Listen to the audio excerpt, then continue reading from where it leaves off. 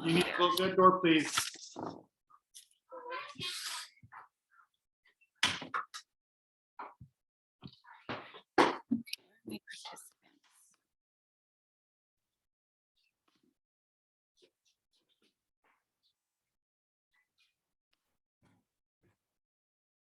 Hey, Max, shush.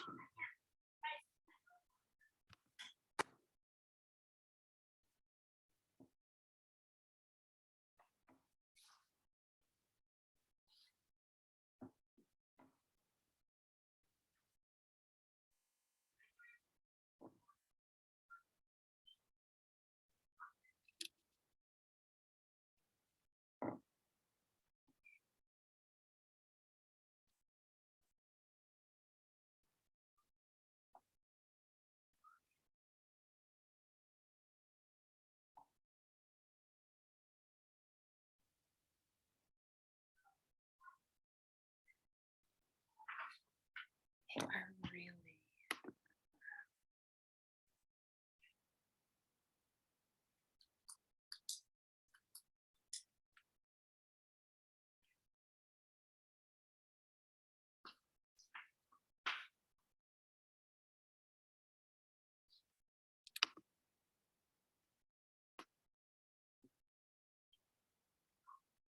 All right, good morning. How are you all?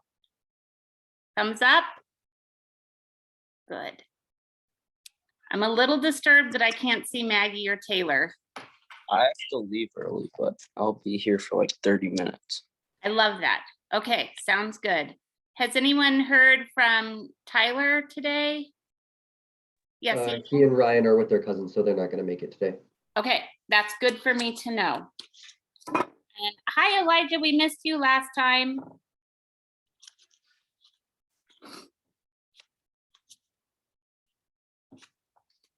All right. I'm taking Lydia and Tyler and Ryan out of our draw for students things. I hope you guys had a great weekend. We went camping, so it has been very fun. And I also am like, what's going on? There's crazy chaos all over our house, but we're glad to be back. So we get to talk about marriage today. Just, how was your first year of marriage? Good? Yeah? I understand that Taylor has been writing backstories for everybody. So if you have opinions or you would like to change that, you need to go ahead and just let Taylor know, because she's having way too much fun with that. It's good times. Let's talk about the reading, which is from gotquestions.com.org. That's a really fun website, just so you know. I have found that to be one that when people ask just random questions about the Bible and biblical worldview, gotquestions.com has been one that I can get lost rabbit trailing my way through that one. But let's talk about that. There were five purposes of marriage according to the article. What were those?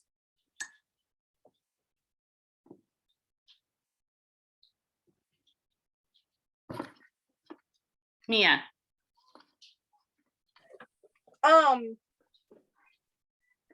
It says the marriage teaches children how to be faithful. You guys feel like faithful children right now? Isn't that weird to think about? Like, this article was written from the perspective of someone who's going into marriage. And then there's the perspective of the faithful children within the marriage. Woo. So, okay. Actually, I'm just going to go through this.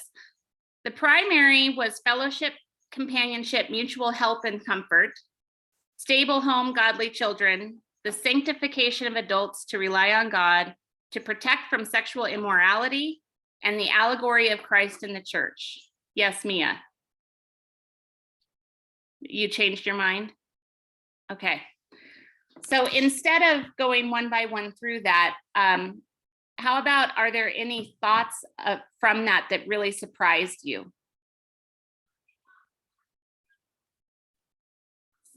No? Made sense to you? One of the things that I personally appreciated is the third point about the sanctification of the people within the marriage. I always have thought that I grew up with a sister. I think all of you all have siblings. So if you can't get along with your siblings all the time as your roommates, there's a really good chance that you're not going to get along with your spouse all the time as a roommate. And I think that when I got married, I thought, oh, I'm with the person I love. It will be fabulous all the time. And then you get into an argument and you think, oh, have I made a terrible mistake? No, you have not made a mistake. You are two sinful creatures living in the same home, sharing each other's space. And if you fight with your siblings, you're going to fight with your spouse once upon a time. The goal then is to learn how to fight fairly and kindly, and with a desire to actually make it better, not worse. There's no winning. You can't win. You just got to work it out. Are there any others for you all? Anything that was confusing? Did it make sense about this allegory of Christ and the church? Okay, I'm getting lots of nods from the ones that I can see. Okay. I'm going to let you raise your hand if you have anything else to say about this reading. No? Okay. In that case, then let's draw for the person who gets to give their paper. And it is Taylor. Would you share your paper and your findings with us? Oh, let me You're get on the my marriage notes. one. Oh, No, my your marriage action one. card. No, No, it's the action card one. no, marriage one. No, it's it's the marriage a marriage card, not action card. Or what have you learned about marriage? I didn't know you were supposed to do a paper on marriage. Okay, hold on. I'm sorry. Here. I didn't Draw have my another book with one. me the entire week, so. Okay. Chase, you're the next one drawn. Oh, he's not ready to talk. You're not gonna talk, or you didn't do the paper?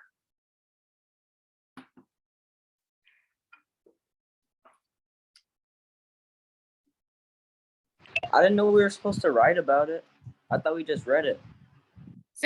So look at your workbook, and you see the inspiration, what's the purpose of marriage? And that's what you should do first when you come through. Read that article, then you read the little text about marriage. And then if you look underneath on the top of page 23, it says assignment, consider the topic, decide if and how your view of marriage has changed with this information. Write a response paper detailing your thoughts. Okay, Maggie, Can I do it? you are welcome to do it. Hold on a second though. Samuel, were you volunteering to talk, or did you have a question? I was volunteering to do No, it. she wasn't asking you. Or never mind. Maggie, you go first, and Samuel, you'll go next. Okay.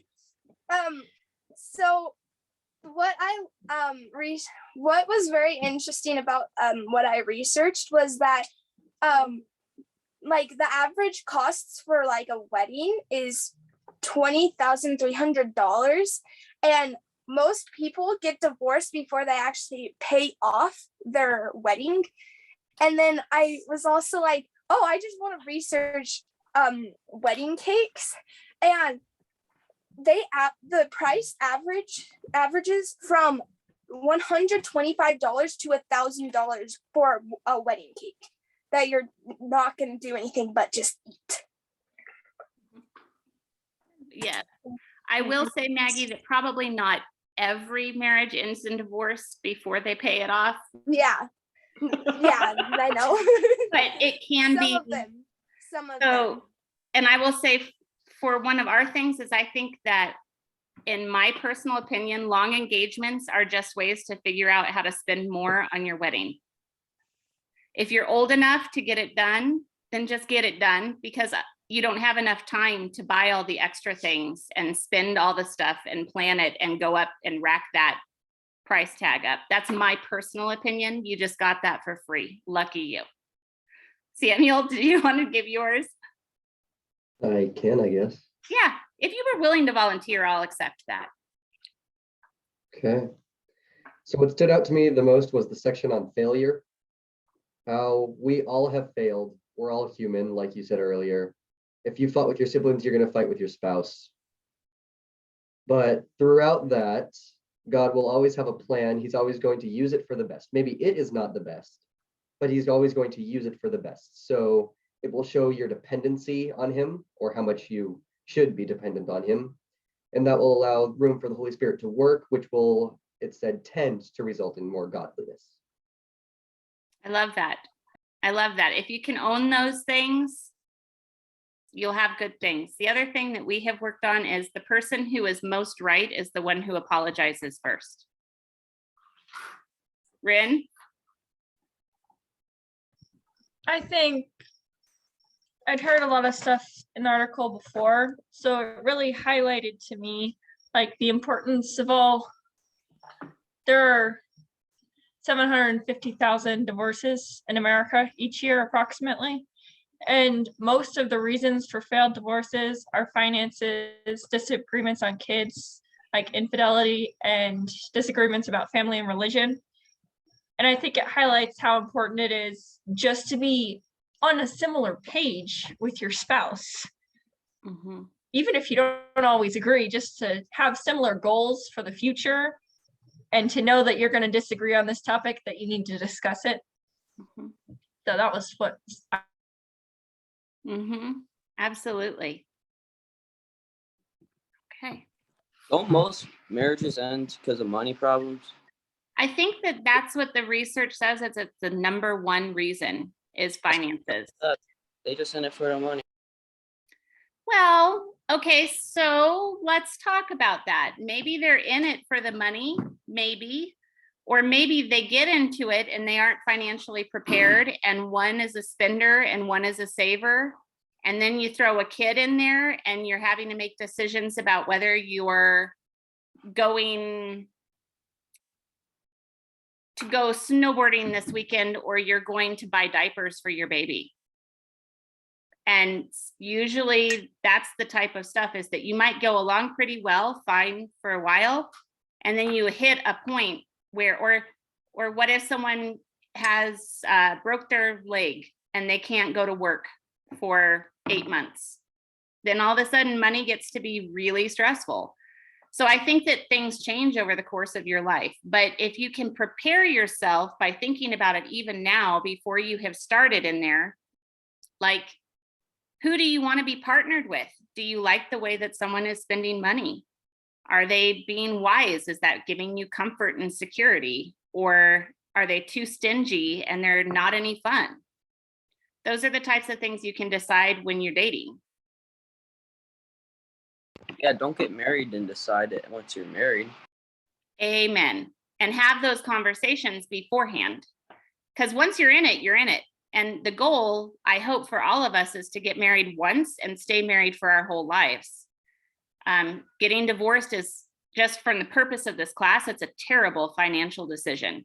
It's the worst decision you can make, plus the emotional and everything else. So if you can think about it ahead of time, this is the time to decide so that you're not getting mixed up in your head once you see that special somebody walk by and catch your eye. Okay, let's go to the action card summaries. I always go alphabetically right now. So Chase, you're the one. Tell me about the health benefits of friendships.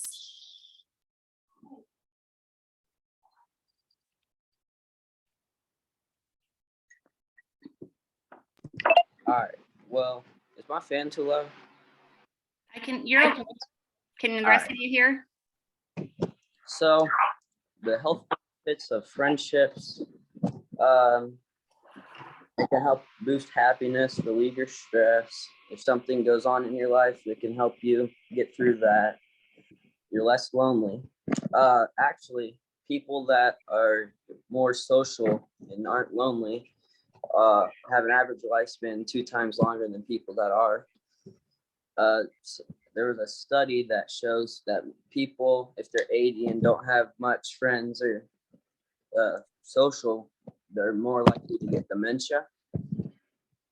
And it can help you encourage to not do unhealthy habits and increases your sense of belonging and purpose. Very cool. Thank you. Elijah, tell me, well, okay, did you do this? Because you weren't in class, so we drew for you.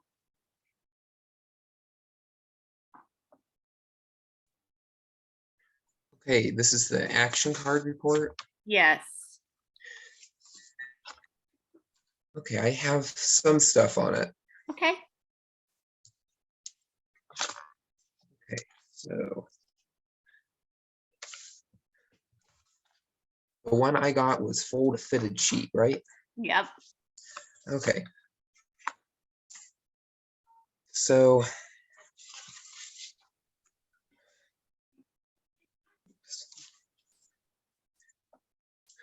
okay.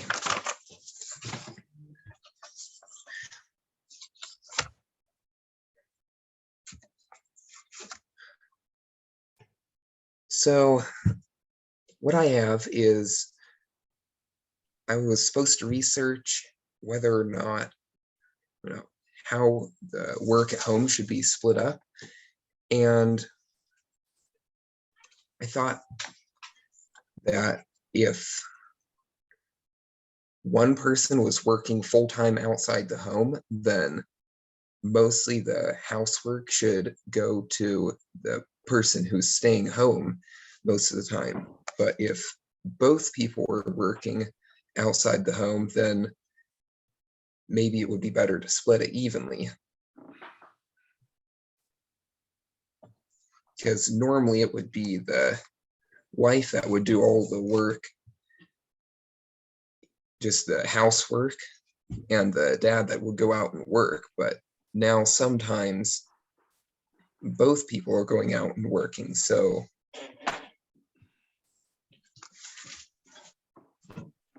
that's pretty much what I have. Okay, thanks. That's one of the things, they call it the second shift, that they have noticed is one of the things that makes marriages challenging, is if both of the people are out and working, then the woman comes home and does all of the normal household chores that women have traditionally done, then it can get really exhausting and overwhelming and be a big source of dissatisfaction. So the fold the fitted sheet is a card that's like a get out of jail free card.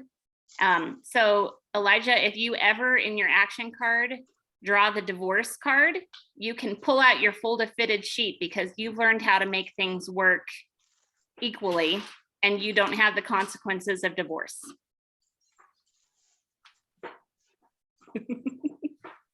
All right. Kenna, talk to me about hobbies. So I researched hobbies and what the importance of a hobby is. And depending on what your hobbies are, they can have multiple different impacts on your physical health, mental health, and a bunch of other things. They can impact creativity, brain usage, and sorry, one second.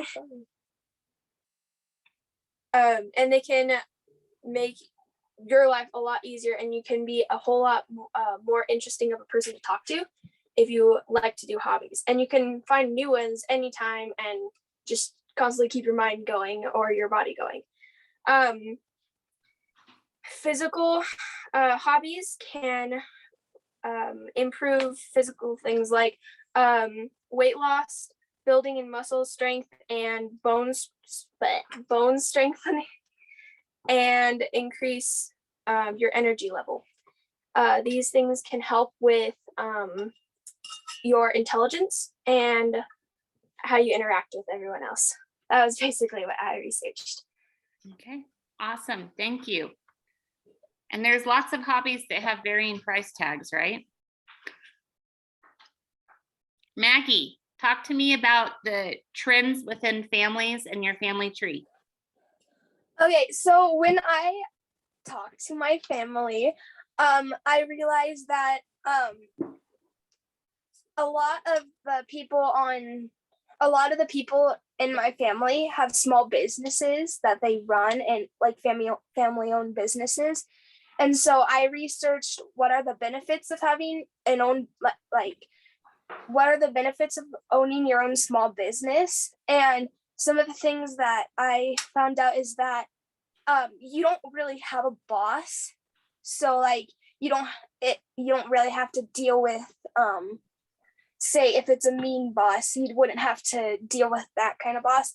And most of the earnings that you get to keep, other than if you have employees, then you give that money out or buying new supplies for your business. Okay, thank you. Mia, tell us about community involvement in fraternal organizations. Okay, so being involved in a community is important. There's a lot of different aspects and it benefits almost everyone. A fraternal organization provides deep network for members as well as social activities, leadership training, and continuing education. I tried to look for some common fraternal organizations that we would all probably be able to know and wasn't super successful. But there are a lot of organizations kind of like the Boy Scouts. There's a lot like that. And then being involved in a community and doing community service can impact people very well with their mental health and physical health. But it can give people a better sense of belonging, a better health and well-being. It helps them set goals and improve personal skills, gives purpose and a sense of contribution. Yep. Contribution. And it can help adapt and develop new skills. It helps with acceptance and recognition. It increases social network. It enhances social support, and it helps the community and all the people in it. And so it can really help people feel important and valued when they're doing community service. And often it leaves people feeling better having volunteered time or money than it would getting that back, because they feel more accomplished. Okay. Some of the fraternal organizations like the Rotary Club or Toastmasters or Lions or the Masonic Fraternity, those are all, like if you look at a park, you'll sometimes see a plaque that says this park was donated by, and it's usually a fraternal organization. So, thank you. Let's see, Ryan's not here, so Ren, it's your turn. Okay, my action card was to research, well, I got a promotion. So it was to research promotions. And since someone else had already done that, I decided to research how you can increase your pay within the medical field. So one of the best ways to increase your pay if you're a surgeon or a nurse or a doctor is to get extra certifications. So you can pay like between $100 to $300, and sometimes it's even as low as $50, and take like a 20 to 16-hour course. And then your certifications, you can have a trauma nursing care course and take that, and it's like 20 hours. And you have that certification for the next 2 years, and you get paid more because you can now work in that specific area. Or you can have an emergency room pediatric care certification, and now you can work in the emergency room. Other ways to increase your pay: if you're a surgeon, you can specialize. So you can, like orthopedic surgeons, some of them specialize in just doing knees, and all you do is replace knees. Or brain surgeons or heart surgeons. And like with anesthesiology, you can have fellowship training. And if you join a fellowship for a specific thing, like you work with orthopedic and that's what you do, and the anesthesiology, you give anesthesia just to patients who are orthopedic, and that's your fellowship, you get paid more money for that. You can also, I suppose, start your own practice as a surgeon. One other thing that you can do is you can be the charge nurse, or you can lead your floor or your shifts. You can also work night shifts, and you get paid $1 to $3 more an hour. Okay, thank you. You're the first person who's touched on getting the same card somebody else has gotten, and I love that you put a new spin on it. with the number of students we have in this class, we will end up repeating action cards mathematically. And so you did a great job of taking something that had already been presented on and finding a new slant to it. And that's what all of us should be doing when we get those repeat cards. Thank you. Taylor.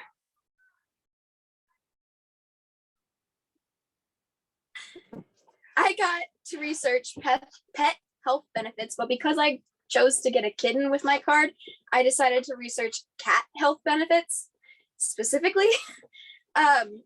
So pets are, cats specifically, are all kinds of good for your health. Here are a few reasons why. They can lower heart disease and they lower the chance of getting a heart attack or having a stroke. They're good sleep aids, you know. Some people like to cuddle their cats in bed, you know, that's just how things go sometimes. They reduce your stress. The purring sound that they emit is actually, I didn't know this before, but there's been I think it was 7 different researches or not studies on the benefits of purring from cats. And apparently they help strengthen your bones and they can help heal fractures quicker. Isn't that interesting? I found that really good. Anyway, they can be great therapy animals, and they help your blood pressure regulate. Cats are also quiet and really low maintenance, and they're great for pest control. So if you're have this terrible phobia of mice or whatever, and you get your cat, you won't have to deal with mice anymore. Cats are actually cleaner than dogs in most, if not all cases, and they're much easier to house train.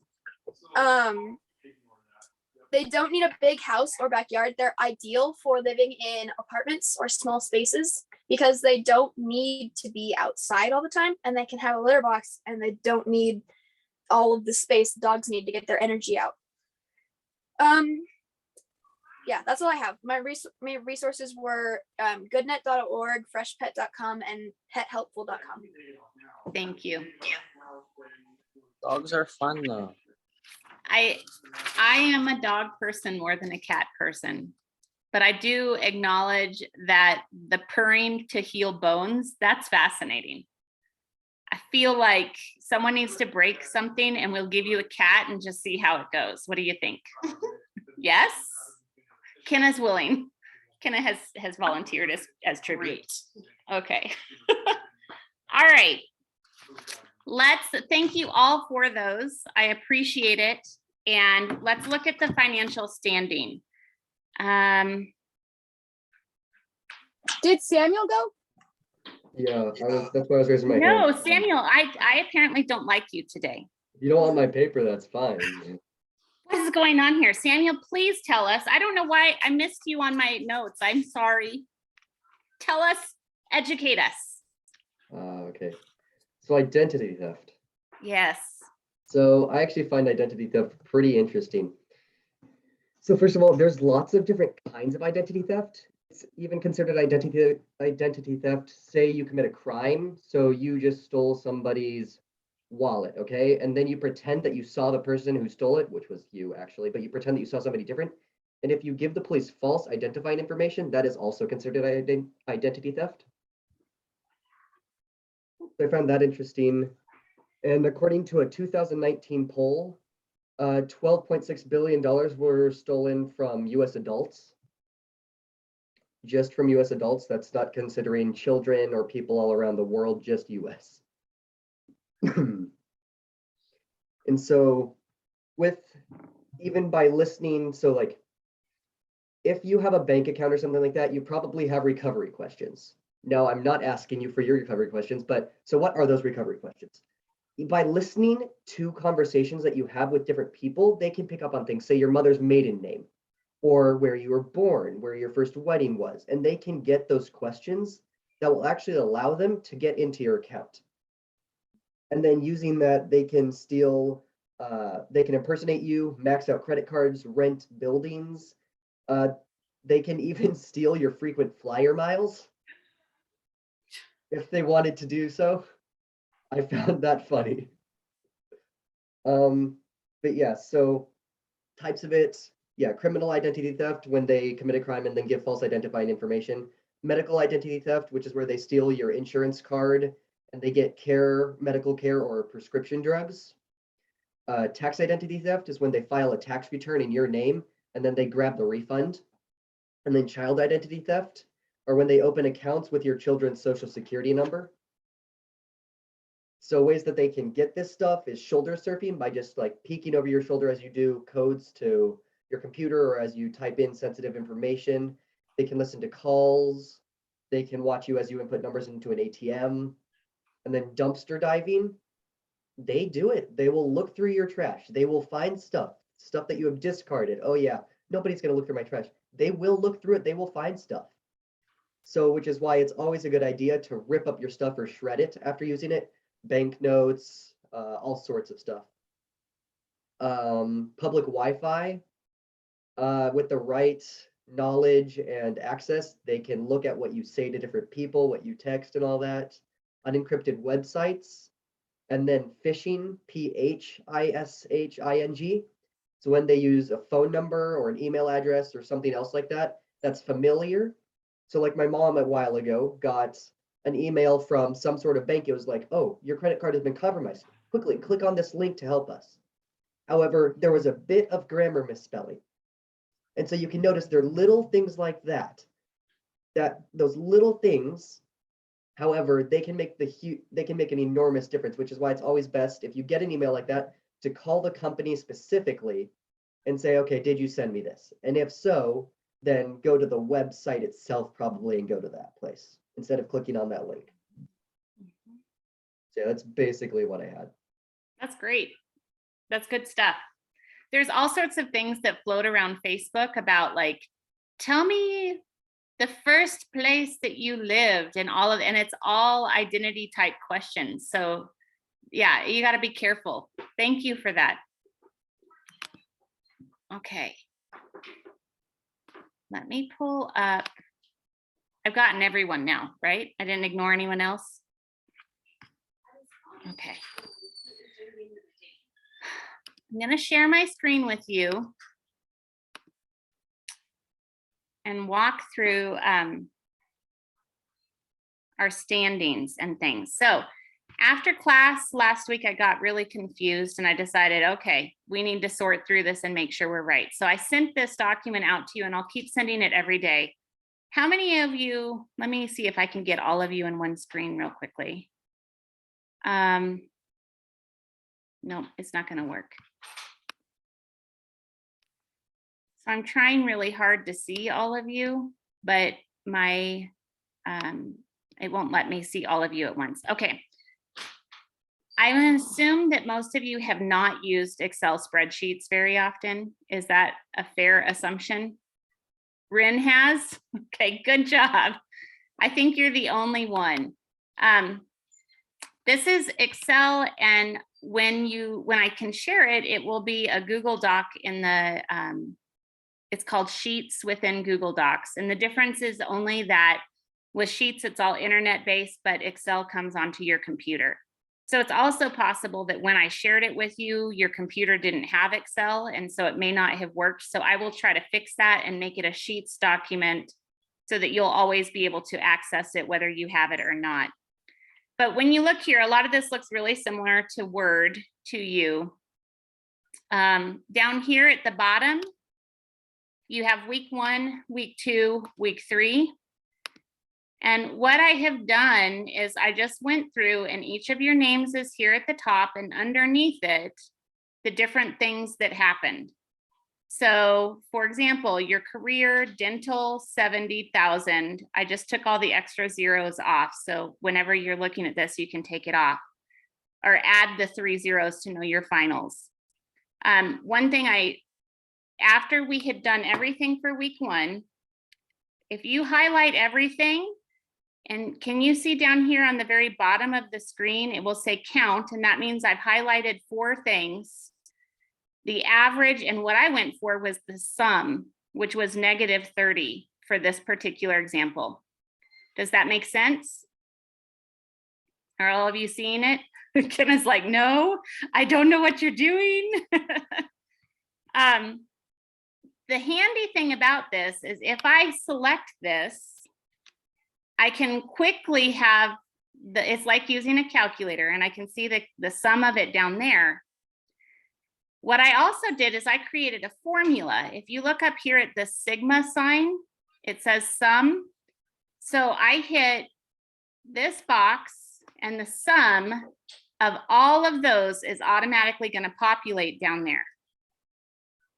Does that make sense? So Excel, I'm only giving you the very, very basics of Excel because it's a really good, useful tool to just know that this exists. There's plenty of tutorials that you can figure it out later, but know it exists.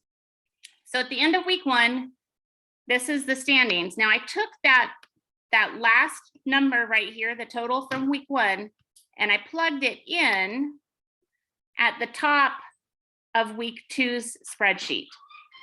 So that's what we drew forward. And that's also important because that was what you had to pay off as far as debt. Do you see this rollover on line 15? You'll see the -30 matches the -30 here. Now remember, with the debt, we have a terrible debt situation in that you have to pay 50% back in order to get out of debt. Is that realistic?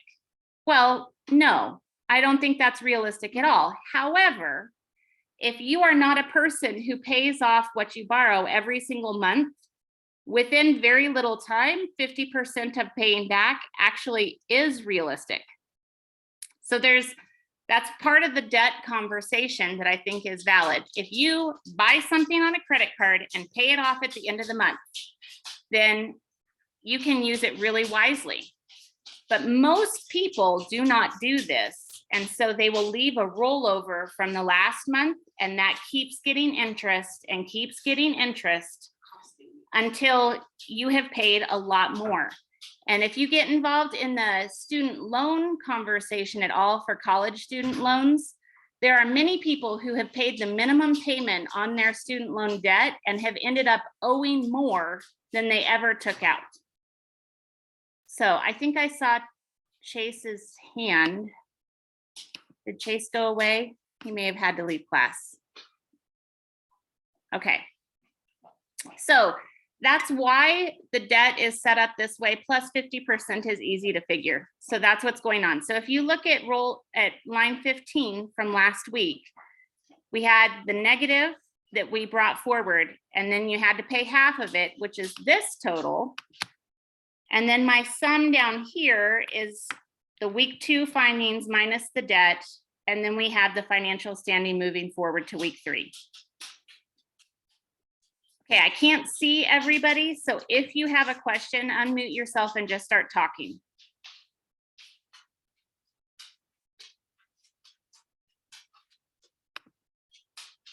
Okay, I'm assuming you have no questions.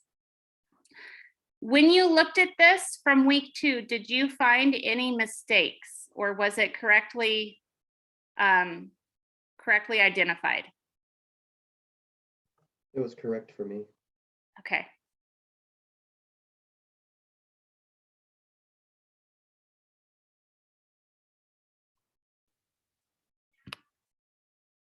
Okay. So now we're going to move forward to week 3.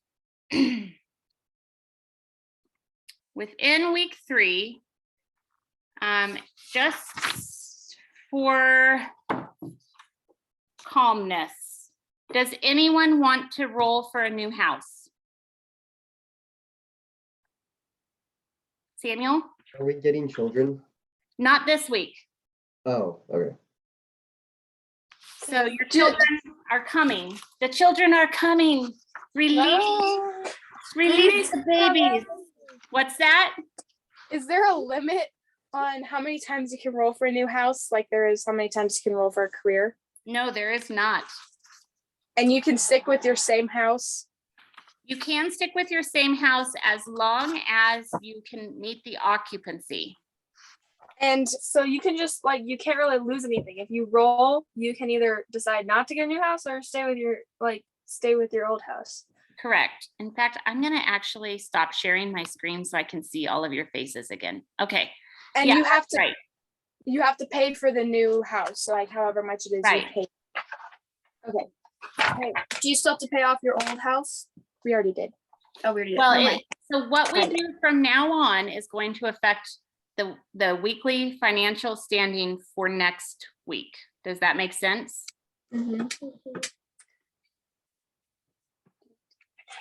Maggie wants to roll for a new house. Okay, Maggie wants to roll for a I new. think I'm gonna roll for a new one too. I can't. All right, Maggie, I'm rolling the dice. Oh, you got one. Lucky you. So number one, would you like the suburban dream?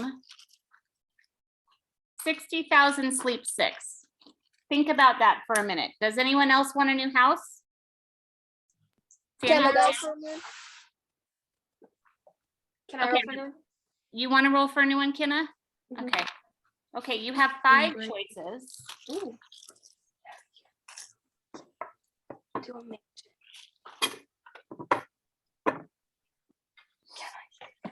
I want a farmhouse. Cabana,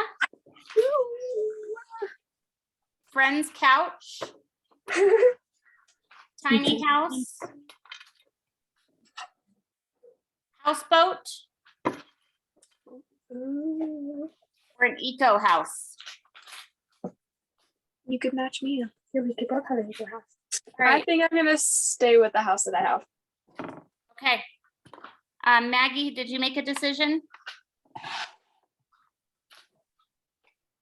Oh goodness. I think I'll stay with the house that I have right now. Samuel, did you want to roll for a new house? There's a fee if we don't have the correct occupancy by the allotted time, right? Yes. Okay, then I might as well roll again because I got 2 capacity.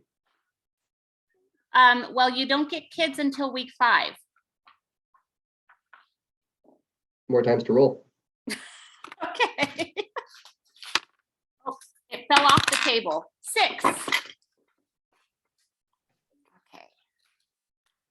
Beach hut, grandma's house, penthouse, suburban dream, tree house, or the starter home.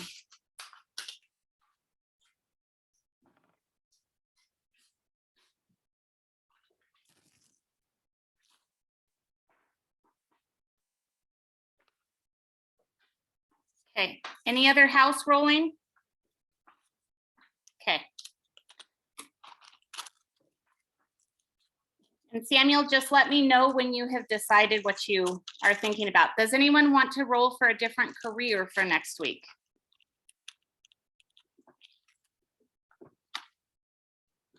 Okay, Wait, that's the one that has a 2 roll limit, right?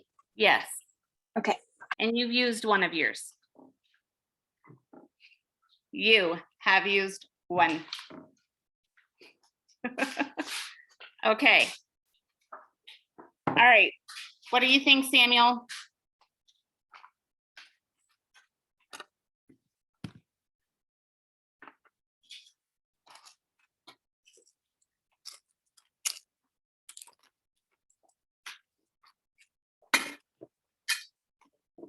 Do we only roll once for kids? You will only roll once for kids, and you could have 1 to 6 children added to your life because it will be whatever number we roll. Yeah. I guess I'll do the penthouse. Okay.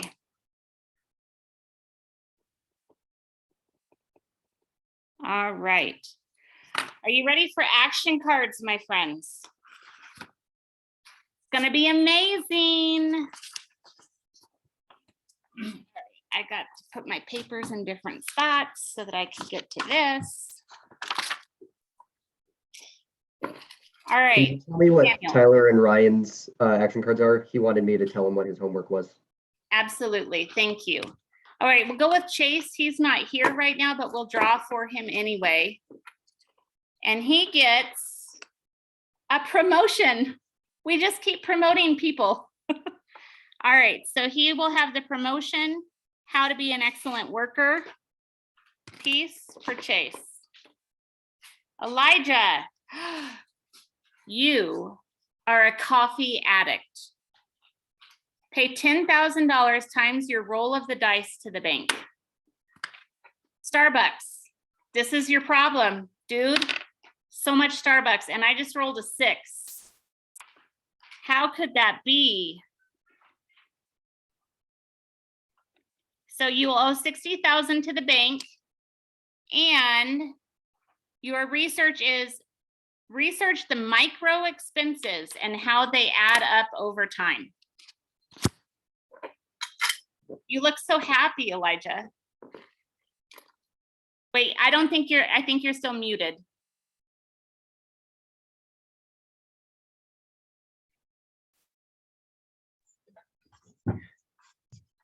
Yep. Let's see. Coffee. Okay. Kenna, serendipity. Serendipity means a happy chance. Collect $70,000 from the bank.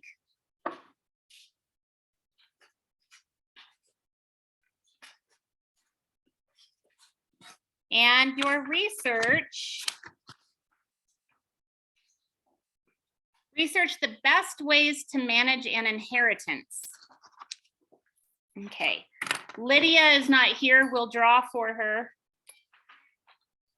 She's gonna make plans with friends.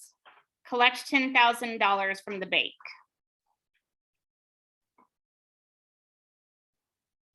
All right, and I know she's at camp this week, so she won't be here next class either. But in order for things to feel slightly balanced, I'm gonna keep drawing for people who aren't here because that seems fair.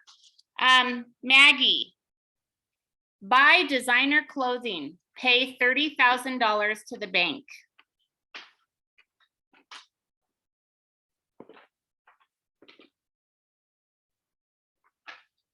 And then research the secondhand market for designer clothing. Mia, you are out of shape. Pay $20,000 to the bank. I think it's really ironic that I'm also a fitness instructor and I just sponsored a community race. Well, you know, research the results of unhealthy lifestyles on medical costs. And then get to work you're not going to get a promotion anytime soon with that kind of attitude. All right, Ryan is not here, but he has been fired for watching cat videos at work. So he is going to have to draw a new career card and pay half of the salary to the bank.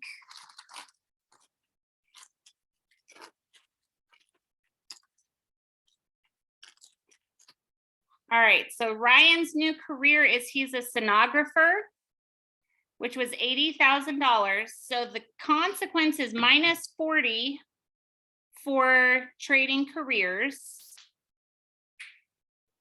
But then the sonographer also pays $50,000 to be trained immediately. Okay. And his research the top 10 qualities employers look for in their employees. We're gonna hit this one very hard, it appears, that theme. All right, Ren, your microwave caught fire while you were cooking. Pay $20,000 to the bank.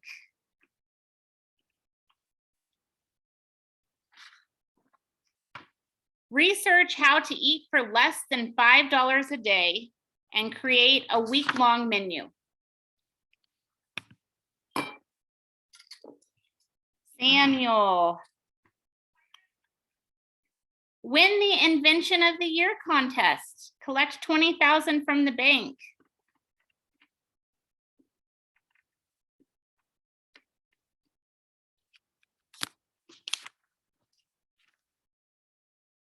Research the inventors of the bread tie. How has this tiny invention impacted their family for generations?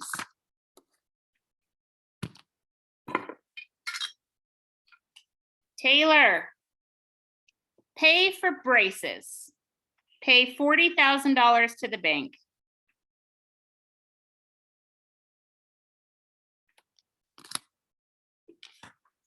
Research the way dental expectations vary around the world.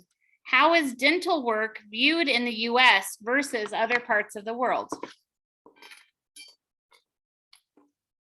Tyler wins a cake bake-off. Collect $10,000 from the bank.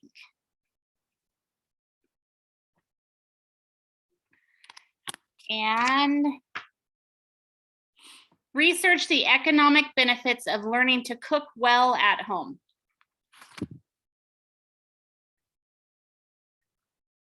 Okay. Everyone has an action card.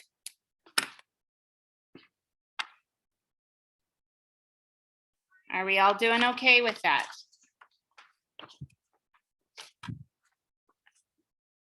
There's a lot of chitter chatter happening over there and I can see it. I see you chitter chattering over there. Okay. So I'm not going to fill in the blanks on our spreadsheet right now because it got way too chaotic and I couldn't keep track of anything. So I will fill that in and send it out with the weekly email. For next week, you're going to be on week 4, or not next week, next session. So the first thing that you want to do is read the 20 ways to save money on your groceries. Okay, then read this food business. Look at the example. And your fill in the blanks are going to be how much it would cost to recreate some of these standard meals that you would get at restaurants or fast food places if you just did it at home. Okay, so there will be some variety within that because each of our grocery stores costs a little bit different. There are different pieces of it. So if you look at your page 28, you break down how many servings of something it would be and the price per serving. This is not going to be an exact science because how many slices are you going to get out of a Roma tomato to put on your Olive Garden salad, right? So do your best, think through it. If you get really feeling on it, you should ask if you can make these meals for your family. There's enough meals between now and then that you could totally pull this off and you could just be amazing that way. The assignment then is to consider if eating in a restaurant offers a good value, and then do the research on the worst foods for your overall health. All of that makes sense.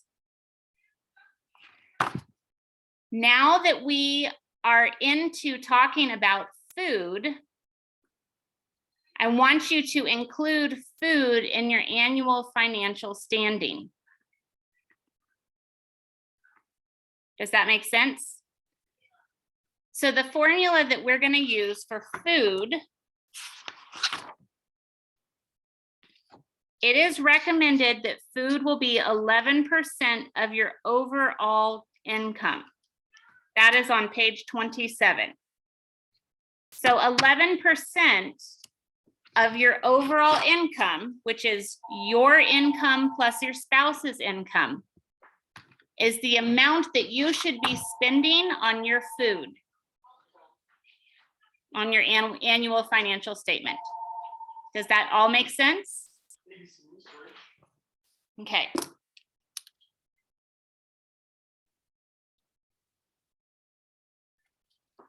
We have not gotten to talk about the entertainment yet, so go ahead and leave that one off for this week because we aren't there yet.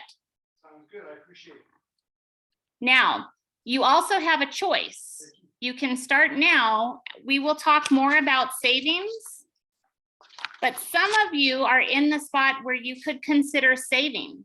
So make sure you're identifying what your savings were from the previous year. So for example, let me share my screen with you again. Looking at week 2, all of you guys almost had some extra money. So that $20,000 that was left over from last week, or $80,000, as long as you're not in debt, you have extra. And so that should go into your annual financial statement as your savings from the previous week. So that's a credit in your annual financial standing. Does all of that make sense?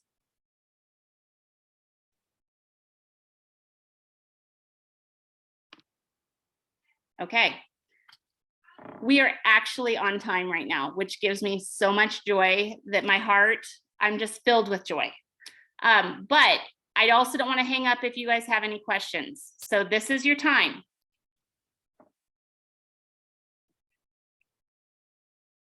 Samuel. So what happens to the money if we put it in savings? Is it gone forever, or can we take it out at any time, or is there a fee to take it out, or what? So what's gonna happen in coming weeks is we will start using that savings column and putting interest on it. In the future, we can do that. And as long as you have some money in savings, it will keep you from going into debt from the bank. So you can use the savings if you need to for future things. And that savings, as when we talk about savings in the course of the week, we will at that point start putting interest onto our savings. You don't look like that was clear enough. So essentially it's like a last emergency stopping kind of mechanism. Yes. Okay. So if you go into debt, if you are out of debt right now, in order to go into debt in the future, you would go through all of your savings as well.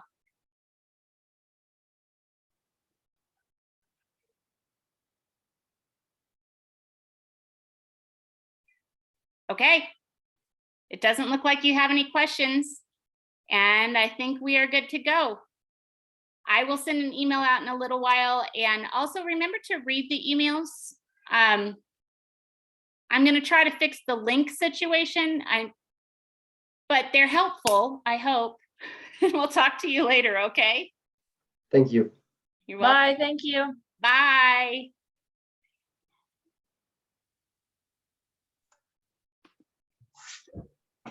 Bye, thank you.